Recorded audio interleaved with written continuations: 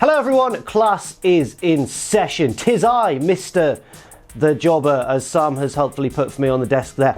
Welcome to Graded, where we take a look at every segment from Monday Night Raw, give it a grade from A+ to F, and then give an overall grade at the end of the show. I'm Jack from Cultaholic.com, and let's just waste no further time. Oh wait, I'll mention where Raw was from. I think it was in upstate New York. I want to say Uniondale or Utica or one of those places. Uniondale. I'm going to say Uniondale. Let's take a look at Raw. This is Graded. First up, we have the traditional opening segment. Of course, we all know that the first rule of wrestling is that your wrestling show cannot start with a wrestling match. It must start with talking. And Kurt Angle hit the ring to introduce us all to Money in the Bank season. Money in the Bank is right around the corner. It's about a month away, I think. About a month away. Angle was pretty shortly interrupted by Braun Strowman, and this would set up a theme for the night in which Angle was pestered at various points throughout the evening by superstars hoping to angle a way into the Money in the Bank ladder match, which makes a lot of sense. Braun crashed the opening segment just after Angle had announced that there will be two co-branded Money in the Bank ladder matches, one for the men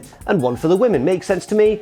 I'd like to have seen four, but that may have been overkill on one pay-per-view. Braun then told a weird story about how when he was a kid, all the other kids built a treehouse and didn't invite him, so he waited until they were all in the treehouse and then pulled it down, which to me sounds a little bit like attempted murder, at least manslaughter if one of them sadly perished in the disaster. But Angle went, no, that's fair enough, you're getting into a qualifying match for the Money in the Bank ladder match. Then Kevin Owens interrupted and quite bafflingly said, look, nobody deserves to be in that ladder match more than me, which I think makes not much sense at all. You just lost a tag match to Bobby Lashley and Braun Strowman at Backlash, and you got pinned after a vertical suplex. So I don't know what you're talking about, Kevin, but I'll give him a pass because he is, of course, an arrogant heel, so maybe he's just playing that persona. Maybe he's not actually using logic, and we can kind of forgive it sometimes when silly Billy heels don't really report the facts as such. Angle then booked a qualifying match between Braun and Owens, and it was all good. I think this segment gets a B from me. It was not a patch on last week's opening segment in front of a rabidly hot Montreal crowd, but it was still fairly logical. It wasn't Stephanie McMahon or Triple H running down the crowd for half an hour like we've seen in years gone by. It was just straight to the point. Money in the Bank's coming up soon. Here's a qualifying match. So I have no issues with it. It deserves its B grade. Then, without wasting any more time, we got straight into the first match, that qualifying match between Strowman and Kevin Owens. And Kevin Owens, didn't he make Strowman look amazing? Any wrestlers want to learn how to bump or how to make their opponent look fantastic? Watch Kevin Owens in this match. I know it's quite easy to make a 7-foot-tall guy look strong, but Kevin Owens still did it. He still made him look strong. I've just dropped my notes. Kevin Owens still made him look stronger than he would have done against most other opponents. Braun did that thing where he ran around the ring 3 times and knocked him over each time, and each bump that Owens took was a little bit different and a little bit more emphatic than the last one. I really enjoyed that, and I enjoyed the match as a whole. Strowman picked up the victory, and it's a shame not to see Kevin Owens in the Money in the Bank ladder match because I can't think of many superstars more entertaining as Mr. Money in the Bank than Kevin Owens, but at the same time, it'll be interesting to see how a monster like Braun factors into the bout. I think he could potentially win it as well. This match gets a B+,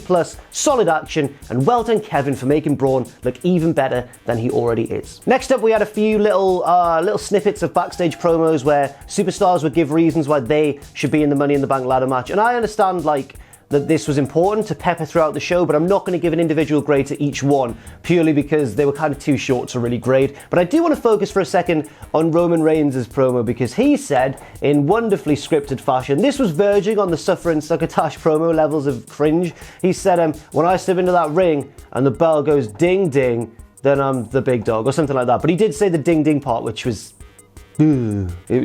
Think it through, scriptwriters. Think it through. He's a big, cool, badass guy, and you're making him say ding, ding, ding-a-ling, ding, ding, big dog. Reigns also said he's going to take back what is rightfully his, the Universal Championship. Roman Reigns has never been Universal Champion.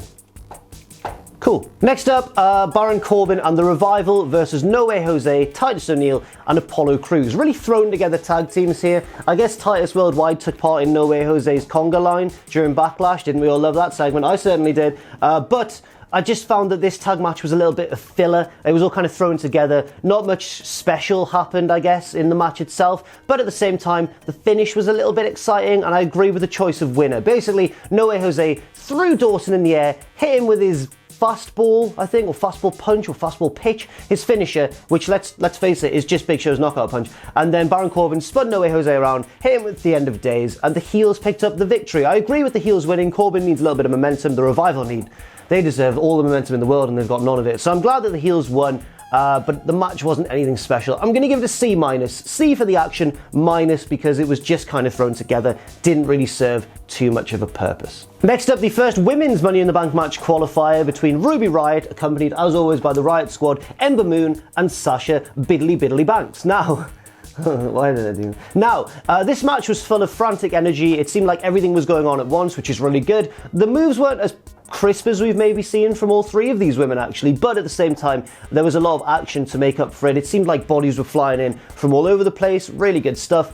I particularly enjoyed the part where Sasha Banks reversed a move into some kind of, I think she did some kind of sunset flip bomb which was nearly reversed, but then she rolled through or something like that. The Riott Squad got involved, pushed her off just on the stroke of a 3 count, which obviously didn't lead to a DQ because it's a triple threat match, and then Bayley ran out to make the save. Then Ember Moon hit the Eclipse on kind of both opponents. I think Sasha had Ruby Riott from behind, and then Ember Moon jumped off the top, snapped Ruby Riott's neck forwards, and Sasha kind of went with her, but obviously Ruby Riott took the brunt of the move, so therefore it made sense when Ember Moon pinned Ruby Riott. I like logic in my wrestling. Good choice of winner, good action generally throughout. Not the best match on the show, but certainly a good enough one to earn a sweet B+. Next up, the most baffling part of the show, I think, from my point of view, the sit-down backstage interview and video package on the life and times of Bobby Lashley. Is he retiring? What was this about? No, I get sit-down interviews and video packages to maybe familiarise someone with a new member of the roster, but Bobby Lashley was obviously a WWE superstar about a decade ago, and also, why have they decided to do this now? They brought him back the Raw after WrestleMania, big pop, stuck him straight in the tag division alongside Braun Strowman, which made no real sense, and now they're giving him like this emotional sit-down video package. It was really strange. He shouted out his family, which is fair enough. And I'm not gonna judge a man for giving his sisters a shout out. That was quite nice, but at the same time, I just didn't get it. I just didn't see the point. It was all emotional. There was music going on. There was montages of like his college amateur wrestling career and stuff. Are they going to do one next week with someone like, Dash Wilder or just Victor from the Ascension? Because if so, like, I'm probably quite on board. But I didn't really understand the point of this. Maybe I'm wrong. Maybe you understood it more, but I'm going to give it a D-. Maybe it sounds a bit harsh, but this did nothing for me, I'm sorry. Actually, I've been told to stop apologising when I give bad grades. Someone on Twitter or in the comments section down there said, stop apologising when you give bad grades. So yeah, Bobby, D-. Come at me, bro, what are you going to do? I don't feel sorry, I feel quite bad. Next up, the most infuriating match on the show, in my opinion anyway, Chad Gable versus Jinder Mahal, which was actually a really entertaining match a couple of weeks back when Chad Gable picked up a huge victory over Jinder, and this time they've just put them in a rematch so that Jinder can get his win back. Does Jinder need to get his win back over Chad Gable? I enjoyed Gable having that win and building up a bit of momentum for himself, but no, we need to keep Jinder strong. So Jinder won the match. The action was fine, it only lasted about 4 minutes, but I'm going to give it a D+ because I'm immensely disappointed with the booking here. I love Chad Gable. He is pound for pound one of the best wrestlers on the entire roster, and yet they treat him like this just because he's short. If he was 6'3", he would be WWE champion by now. Oh man. Hopefully Chad Gable becomes the next Daniel Bryan, and hopefully has a match against Daniel Bryan at some point as well. But for now, eat that loss to Jinder, mate. Better luck next week. Next up, pretty much a squash match between Drew McIntyre and Dolph Ziggler and the team of Heath, Slater and Rhyno. There's not much to say about this one. The new team won in a couple of minutes and it was just a squash, but I'm excited to see what's next for Dolph Ziggler and Drew McIntyre, and hopefully Drew gets built up into world title contention because he is a fantastic wrestler, and look at him. He looks like a beast. This gets a C, a standard C. Next up, okay, I said that Chad Gable versus Jinder Mahal was the most infuriating match on the show, but this one cuts it pretty close because again, and I'm already sick of this feud and I feel bad for it because I'm sure they're both great guys, but it's Bobby Roode versus Elias again. After Bobby Roode jumped Elias at Backlash, I guess this match was always going to come along, but Elias took to the ring, played a bit of the guitar, was interrupted by Bobby Roode, and Elias promised that if Roode interrupted him, he would pull out his vocal cords or something like that, or snap them. He didn't do that, he lost the match to Bobby Roode. Didn't really pull out his vocal cords at all. This match was fine. Look, we say it again, I've dropped my notes again, I'm so annoyed. We say it time and time again. Bobby Roode needs to turn heel, man. He really needs to turn heel. The action was okay. I didn't mind it at all. And I think that Elias is a wonderful little addition to the Raw roster. He does a very specific role that no one else can do, but this wasn't for me at all. C-, a C- grade. Next up, my boy Seth Rollins took to the ring and deserved a really big rapturous reception, which he got because he is truly the MVP of Monday Night Raw right now. He did all the things right in this promo. He put over his opponent at Backlash. He said, "Well done, Miz. You pushed me to the limit at Backlash, but I won the title." He then ran down the Miz for being a heel. He said, "I'm not going to be a cowardly champion like the Miz. I'm going to fight for this title, and I'm going to make it the most valuable championship on Monday Night Raw," which makes total sense because the other title, the big Universal belt, is never around. He then revealed that he's going to be doing kind of open challenges, kind of like John Cena did with the United States Championship. I am wonderfully excited for this because I like seeing Seth Rollins have great matches. And if he's having a great match every week on Monday Night Raw, that's great for the red brand. His first opponent was revealed to be Mojo Rowley, which makes this segment an A- instead of an A, because I think they should have brought in maybe a more exciting or bigger opponent for his first ever open challenge. But at the same time, they needed someone he could beat, and they needed, you know, a fresh heel. It was a fresh matchup, so I have no major problems with this. And yeah, A- seems fair to me. And then we headed into that match with Seth Rollins and Mojo Rowley, which was fine. It was okay. It was a fresh matchup, as I say, but there's nothing particularly exciting that happened here. The winner was obviously predictable. It was going to be Seth Rollins, and he did indeed win. But Rowley got some offense in and even hit that big pounce kind of tackle that he does, and Rollins sold it beautifully. So I'm going to give this match a B, and looking forward to see what happens in the future with this IC Open Challenge gimmick. Next up, another tag team squash match. I get to see like the last one. This time it was Bray Wyatt and Matt Hardy versus not the Miztourage anymore, Bo Dallas and Curtis Axel, who Michael Cole said on commentary are no longer being billed as the Miztourage. That's a good thing, but they had a jobber entrance. That's a bad thing. Get some new theme music, boys.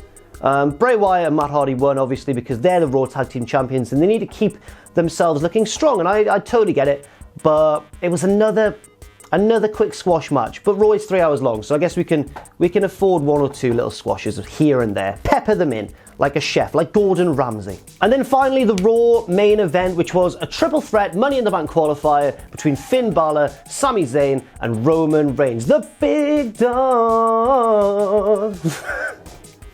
Oh, I'm so tired. It's early in the morning. This was a match that I really enjoyed. I think this was my favourite match on the show. It's between this and the Kevin Owens and Braun Strowman match from earlier in the night, but I think this one was my favourite match. They brawled in the crowd a little bit, and it wasn't like just a punch-kick crowd brawl. They did actual spots in there. There was a coup de grace off the not the crowd barrier, but further back. They called it the hockey boards. The hockey boards. He did a coup de grace off the hockey boards on a Roman Reigns. That took Reigns out of the match for a bit, and Zayn and Balor continued to have some really good exchanges together. They probably know each other quite well from their time in NXT, and maybe even on the independent scene prior to that. This crowd stuff was really good for the audience at home. Don't know how it was for the live crowd, but I enjoyed it. Later on in the match then, Roman Reigns had recovered from his little rest in the crowd. He came back in almost like a hot tag. He was hitting big moves left, right and centre, and he looked like he was on the verge of victory, setting up for the spear until Jinder Mahal ran in from the crowd after being rejected by Kurt Angle. Earlier in the night he'd asked to be added to the match. Kurt had said, "No, you've only beat Chad Gable," which is sad for Gable. But then Jinder ran in, distracted Roman Reigns, and basically Sami Zayn was able to charge across the ring and nail him with the haluva kick.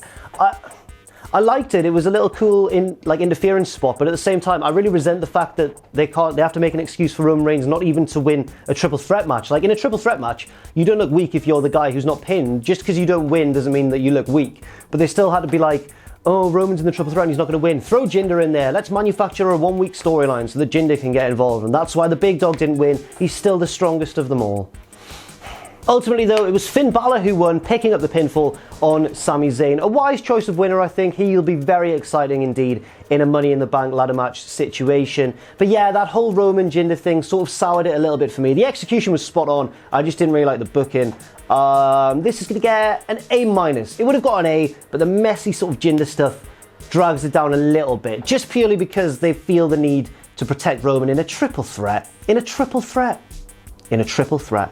So let's go then to the overall grade. Oh, this was a show of good and bad. There was nothing really in the middle. It was either lackluster and a bit boring or really good. So, B-. I'm going to give it a B-, because obviously if we look at it, that sounds a bit harsh, but if C is the average grade, this show was a little bit above average, B-. I think is fair. What I will say that plays into this show's strengths and really pushed it from the C bracket into the B bracket is the fact that it had its priorities straight. The 3 best matches on the show were the 3 Money in the Bank qualifiers. There were plenty of reminders throughout the night of the impending Money in the Bank pay-per-view and everyone's desperation to get involved and really, you know, forge your way into the qualifying match. So I really enjoyed that. Not all of the show was good. There was a bit too much squashiness for my liking. There was that randomly thrown together 6-man match involving Baron Corbin, and there was that, oh lads, there was that Bobby Lashley segment backstage where he talked about his family, which is great for him, but why? B-. I think is fair. That's all for this week on Graded. Thank you very much for watching and for attending this class.